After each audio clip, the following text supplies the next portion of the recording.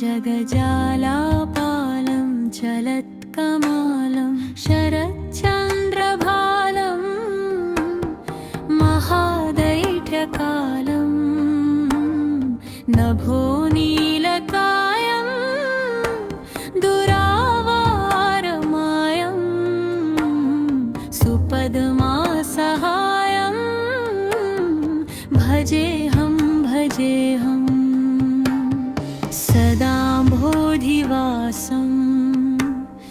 गलत्पुष्पहासं जगत्सन्निवासं शतादित्यभासं गदाशक्रशस्त्रं लसत्पीतवस्त्रं हसच्चारुवक्त्रम्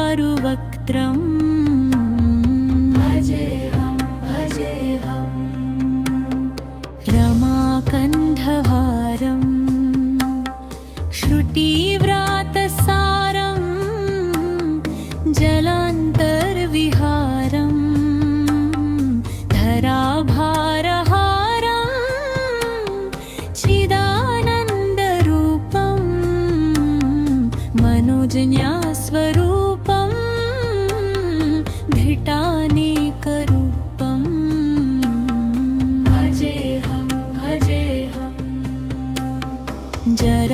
जराजन्महीनं परानन्दपीनं समाधानलीनं सदीवानवीनं जगज्जन्महेतुं सुरानीककेतुं त्रिलोकैकसेतुम्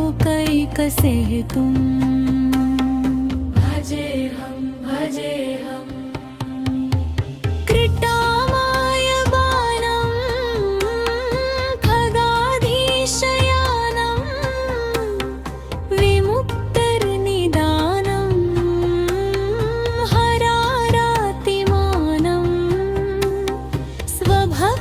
स्वभक्तानुकूलं जलगदृक्षमूलं निरस्तार्तशूलम्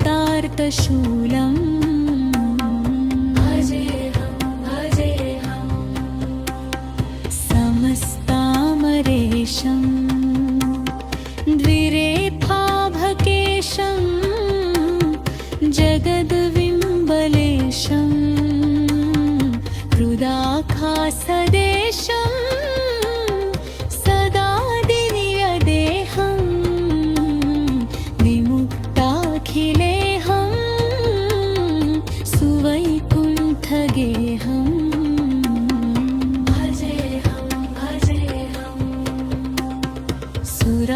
सुरालीबलिष्ठं त्रिलोकीवरिष्ठं गुरूणां गरिष्ठं स्वरूपैकनिष्ठं सदा युद्धधीरं महावीरवीरं महाबोधितीरम्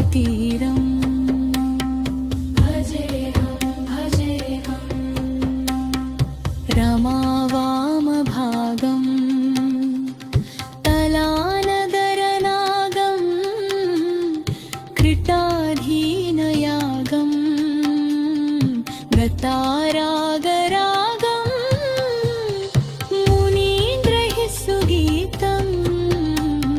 सुरैः सम्परीतं गुणोधैरतीतम्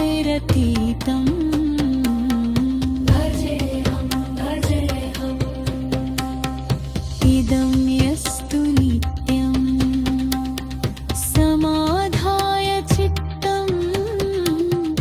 पठेदष्टकम्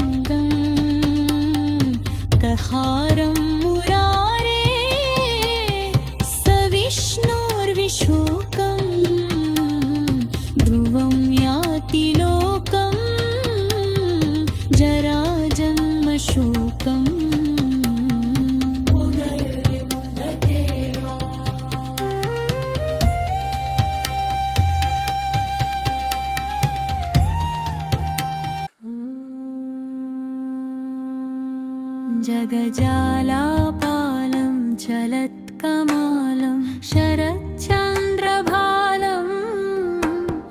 महादैढ्यकालं नभोनीलकायं दुरावारमायं सुपद्मासहायं भजेऽहं सदा बोधिवासं गलत्पुष्पहासं जगत्सन्निवासं शतादित्यभासं गदाशक्रशस्त्रं लसत्पीतवस्त्रं हसच्चारुवक्त्रम्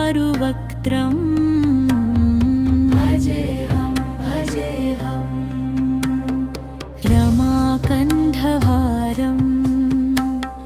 श्रुतिव्रातसारं जलान्तर्विहारं धराभारहारं चिदानन्दरूपं मनोजन्यास्वरूपं घृटानेकरूपम्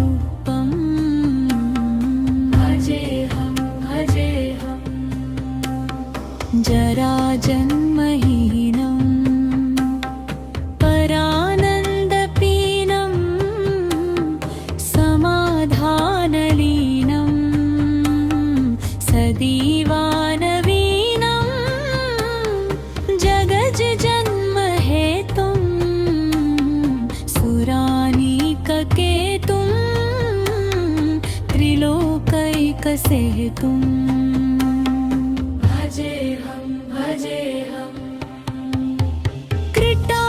कृटामायमानं खगाधीशयानं विमुक्तर्निदानं हरारातिमानं स्वभक्तानुकूलं जलगदृक्षमूलं निरस्तार्तशूलम्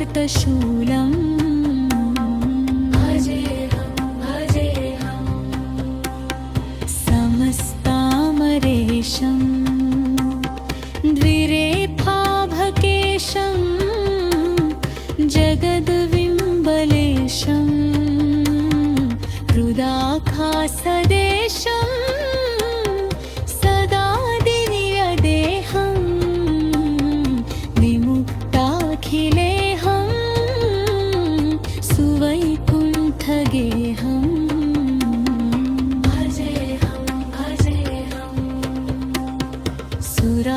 सुरालीबलिष्ठं त्रिलोकीवरिष्ठं गुरूणां गरिष्ठं स्वरूपैकनिष्ठं सदा युद्धधीरं महावीरवीरं महाबोधितीरम्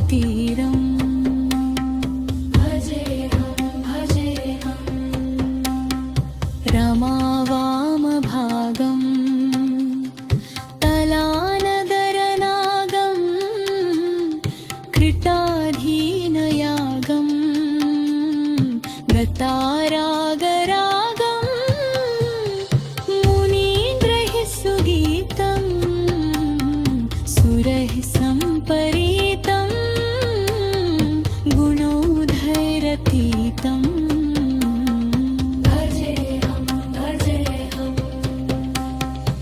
इदं यस्तु नित्यं समाधाय चित्तं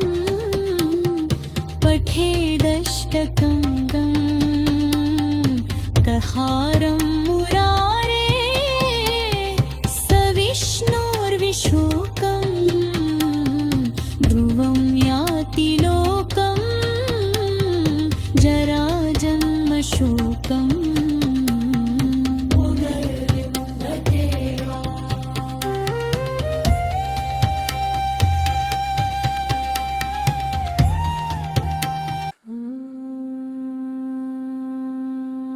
खगजालापालं चलत्कमालं शरच्चन्द्रभालं महादैत्यकालं नभोनीलकायं दुरावारमायं सुपद्मासहायं भजेऽहं भजेऽहं सदा बोधिवासं गलत्पुष्पहासं जगत्सन्निवासं शतादित्यभासं गदाशक्रशस्त्रं लसत्पीतवस्त्रं हसच्चारुवक्त्रम्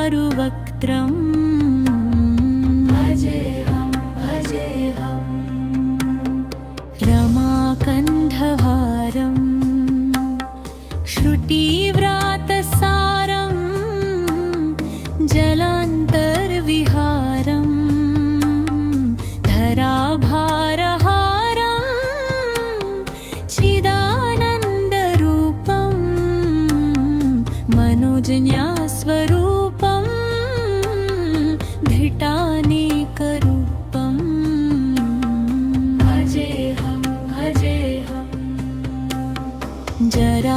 जराजन्महीनं परानन्दपीनं समाधानलीनं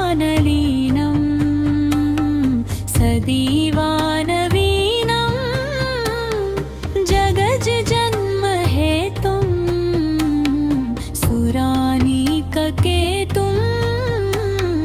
त्रिलोकैकसेतुम्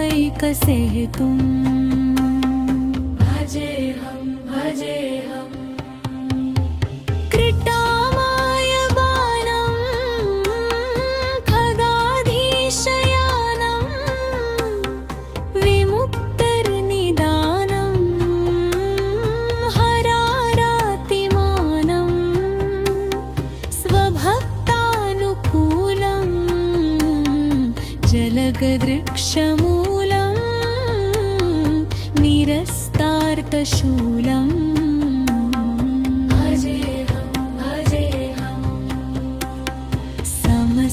समस्तामरेशं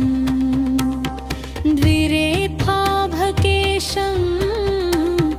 जगद्विम्बलेशं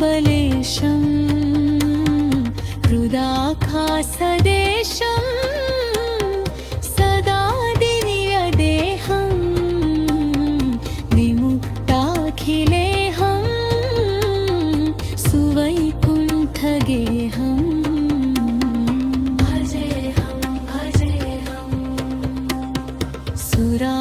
सुरालीबलिष्ठं त्रिलोकीवरिष्ठं गुरूणां गरिष्ठं स्वरूपैकनिष्ठं सदा युद्धधीरं महावीरवीरं महाबोधितीरम्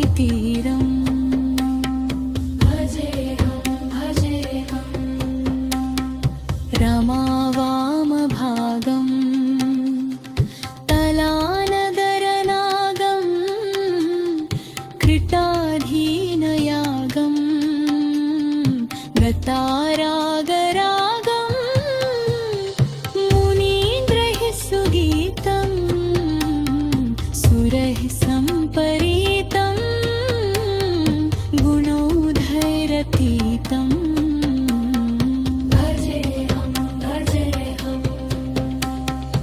इदं यस्तु नित्यं समाधाय चित्तं पठेदष्टकं कहारं मुरारे स विष्णोर्विशोकम्